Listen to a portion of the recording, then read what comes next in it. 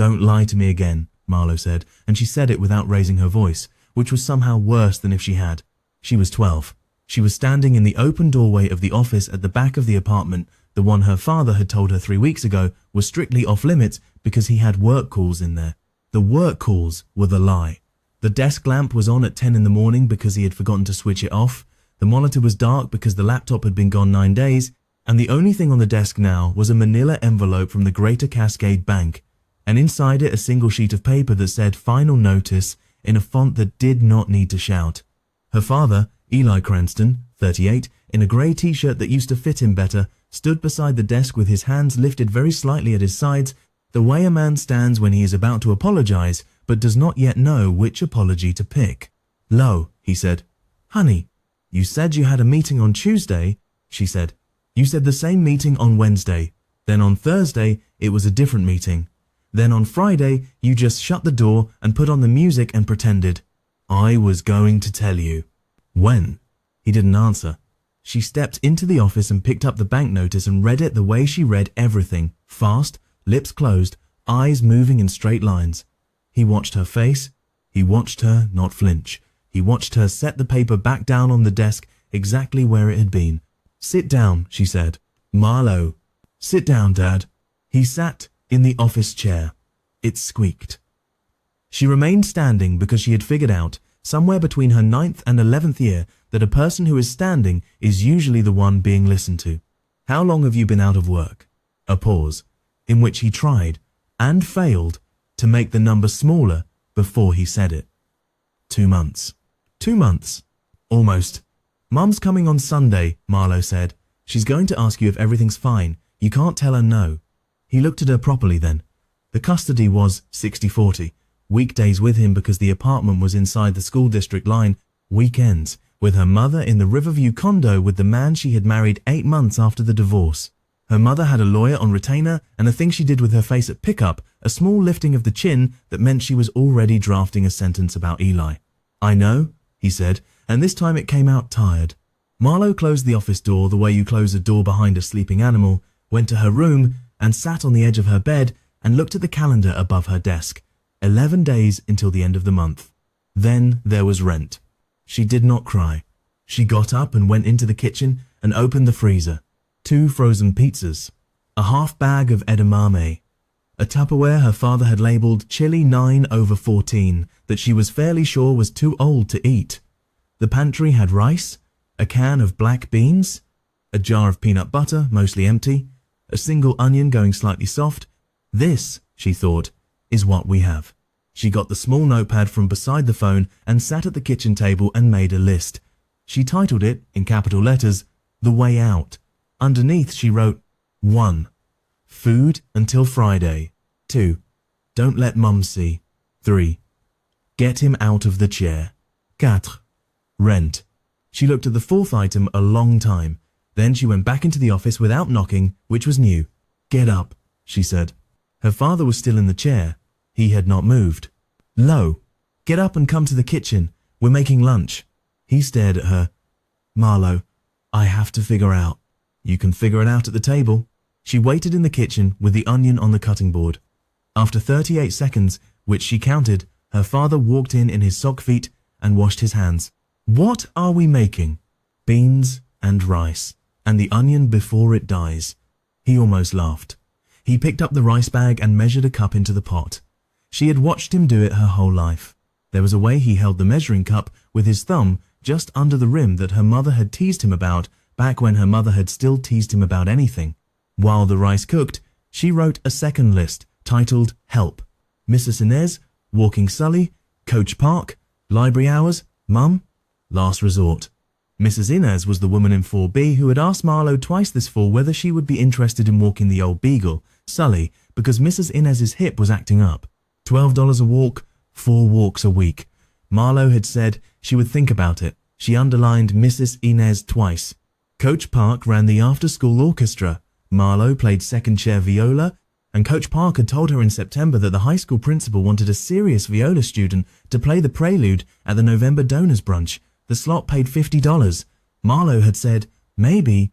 She underlined Coach Park. "What are you writing?" her father said over the rice. "Nothing." That's a lot of nothing. Stir the rice, Dad. He stirred the rice. She ate lunch with him at the table. He kept opening his mouth to start the apology, and she kept moving the conversation sideways. After lunch, she said, "I have a thing at school," and walked out the door with her school bag and went straight to 4B. Mrs. Inez Cardozo was 71, lived alone, and had a wreath on her door for every month of the year. October was orange leaves and a small ceramic crow. Mrs. Inez opened the door in a housecoat printed with hydrangeas. Marlowe Cranston. "Did you think about my dog?" "Yes, I can start today. 4 walks a week. $12 a walk. Cash if that's okay. End of each week." Mrs. Inez looked at her for a beat longer than was comfortable. She had been a high school nurse for 31 years. She had seen a great many girls of 12 come to her door and ask for cash at the end of the week. "Yes," she said quietly. "That is fine. Thank you." "How is your father, Marlowe?" "He's fine." Mrs. Inez did not blink. "Is he? He's between things. He is figuring it out. Can I take Sully now?" The old woman handed her the leash. Sully waddled into the hall and looked up at Marlowe with the same level expression Marlowe had seen on certain teachers. She took him around the block twice, and on the second loop she passed the bakery on Tilden and noticed the handwritten sign that said, "We can counter help wanted inquire inside. Minimum age 14. She made a note in her head. When she came back upstairs, her father was at the kitchen sink doing the dishes. This had not happened in a week. She did not remark on it. In her room, she opened her school binder, where a folded $20 bill from her grandmother had sat untouched since March. By Friday, she had walked Sully 6 times. Mrs. Inez handed her 4 $10 bills folded into a card with a hand-drawn sunflower and the words "Thank you" inside in pencil. Marlowe put the 40 in a sock in the bottom drawer of her dresser with the 20 from the binder. On Wednesday, she had walked to the discount grocery on 4th Street and bought rice, eggs, tuna, carrots, 2 onions, and frozen peas. The clerk had asked if her mother was waiting in the car. She had said yes. She cooked dinner 3 nights in a row. On the 3rd night, her father had taken the spatula out of her hand and said, "I'm doing this part. Sit." And she had sat, and he had made eggs. It was the first thing he had cooked in 2 weeks. Sunday came with the sound of her mother's car horn in the lot at exactly 10, because her mother did not come up to the door. Eli stood in the kitchen in a shirt with a collar, which he had ironed.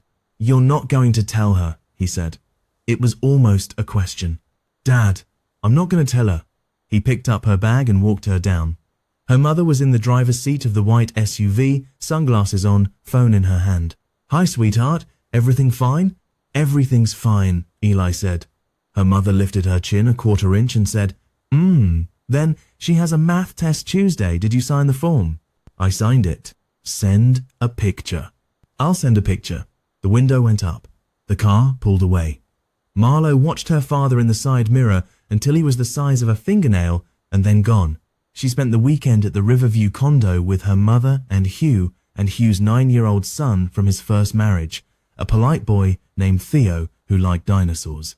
Her mother fed her well, bought her 3 new shirts, and asked her twice whether she was eating enough at her father's. Twice Marlowe smiled, the smile she had been practicing, and said yes. On Sunday night, Hugh drove her home. He walked her up to the door because Hugh was the kind of man who did that. He shook Eli's hand and said, "Take care, man." And Eli said, "You too." And Hugh went back down the stairs. Eli looked at his daughter. He looked tired, but he had shaved. "I had 3 interviews this week," he said. "What?" 2 on the phone, 1 in person on Friday at a logistics outfit in the industrial park. "I didn't tell you. I think I was scared of disappointing you with a 4th thing." Marlowe walked into the kitchen and opened the freezer. The chili had been thrown out. There was, instead, a small Tupperware labelled Sunday Pot Roast 10-13 inches handwriting that was less bad than usual. "You cooked." "I cooked." She kept her hand on the freezer. "How did the in-person one go?" "I think it went okay. They said by Wednesday." She nodded. She could feel her own throat thickening for the first time in 9 days. She turned so he wouldn't see her face and said, "Into the freezer door." "Good. That's good, Dad." Low. "You shouldn't have to." "I know, but you're trying." "So we're fine. We just keep doing it." He came over and put his hand on the top of her head, the way he used to do when she was 6, and was reading a book too long for her and refusing to put it down. The kitchen smelled like rosemary. He had used the rosemary. On Wednesday morning, the logistics outfit called. Eli took the call on the porch. Marlowe was at the kitchen table, doing her math homework. When he came back inside, his face had the kind of careful composure she had learned to read. They went with someone else. They said keep an eye on their listings, they may have another opening in a month. Okay. He sat at the table. He looked at the 10 frames in her notebook. He looked, for a second, like he was about to fall into the place she had pulled him out of 3 weeks earlier. Dad, Coach Park asked me about the donors brunch. There's a brunch at the high school in November. A student plays the prelude. It pays $50. She wants me to do it. He blinked. Marlo, that's wonderful. I told her I would. And there's a job at the bakery on Tilden when I turn 14. I'm going to ask them next week if I can sweep on Saturdays for tips. They have a tip jar. Lo. I'm not telling you so you'll feel bad. I'm telling you so you'll know we have a plan. The rent for this month is $46 short. I have 60 in the sock. Mrs. Inez is paying me Friday. That's another 48. We have time. He stared at her. He did not interrupt. After a moment he said, very quietly, when did you do all that? While you were figuring it out. He put his face in his hands. He did not cry, which she was grateful for. He breathed in, twice, deliberately, the way the school counselor had taught the 6th graders to breathe before a presentation. Then he lifted his head. Okay, then here's what I'm doing. I'm calling back the 2 phone interviews this morning. I'm walking down to the auto parts store on Cedar this afternoon. They had a help wanted sign up Monday. It's not what I was doing, but it's something, and I'm going to tell your mother. Marlo's pencil stopped moving. What? I'm going to tell her on Sunday. I'm going to tell her I lost the job in August and you have been carrying things you should not have been carrying, and I am sorry and I am fixing it. I should have told her in August. I should have told you in August. She'll go to the lawyer. Maybe. She'll try to change the custody. Maybe. Dad. Lo. Listen. If she does, we'll handle it. Keeping it from her is worse for us than the fact of it, and it is not your job to keep my secret. It was never your job. You are 12. She looked at him. She looked at the man at the table who had, 3 weeks ago, been sitting in an office chair with his hands lifted slightly at his sides, unable to pick which apology to start with. He looked, at this moment, like a person again. Okay. That Sunday, when the white SUV pulled into the lot, Eli walked his daughter down with his hands in his pockets, and instead of waiting at the curb, he stepped to the driver's side window and tapped the glass with one knuckle. The window came down. Her mother lifted her sunglasses. Kara, can I have 5 minutes? Marlo got in the back seat. She watched the 2 of them in the side mirror. She watched her mother's face go through 3 things, irritation, surprise, and then a 4th thing, very small, that Marlo had not seen on her mother's face in years, which was the look of a person who has just been told a true sentence and is trying to decide what to do with it. They talked for 11 minutes. Marlo counted. When her father stepped back, her mother sat with her hands on the steering wheel a moment, then turned in her seat. Sweetheart, come up here. Marlo climbed into the front seat. Why didn't you tell me? He's my dad. He's trying. I wanted him to have the time. Her mother looked at her a long moment. There was no chin lift.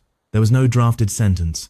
There was only a woman who was looking at her daughter perhaps for the first time in a while as a person and not as a position in a calendar. Her mother put her hand on the side of Marlo's face. Her hand was cold and a little shaky. Okay, we are going to figure this out together.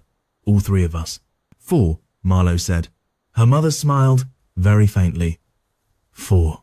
With Hugh. That evening, Hugh quietly handed Eli's name to a friend who ran a regional shipping company.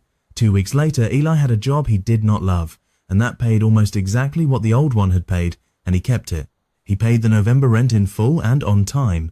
He cooked dinner 4 nights out of 7. On the first Saturday in November, Marlo stood in a black skirt and a borrowed white blouse on the small stage in the high school cafeteria and played the prelude for the donors' brunch, and she did not look at the audience when she played because Coach Park had told her not to. She looked at her bow. She heard the room go still in the way rooms go still for an instrument played carefully by someone small. When she lifted her bow at the end, she did look up, and she saw her father in the 3rd row, and beside him, her mother, and beside her mother, Hugh, and beside Hugh the polite boy Theo, and at the end of the row, in a coat the colour of October leaves, Mrs. Inez Cardoza with her hands folded under her chin, and the 5 of them, and the one of her maid, all together, the only audience Marlo needed. The applause came up around them, like weather. After the brunch, on the walk back to the car, her father put his arm across her shoulders. I'm sorry it took me so long. You got up out of the chair, Dad, Marlowe said. That was the part that counted. He laughed, finally, properly, the way he used to laugh, and somewhere behind them Mrs. Inez was telling Hugh about the temperament of her beagle. And the November light came down on the parking lot the way light comes down on a thing that has been put back together carefully, by hand, by a child who did not wait to be asked.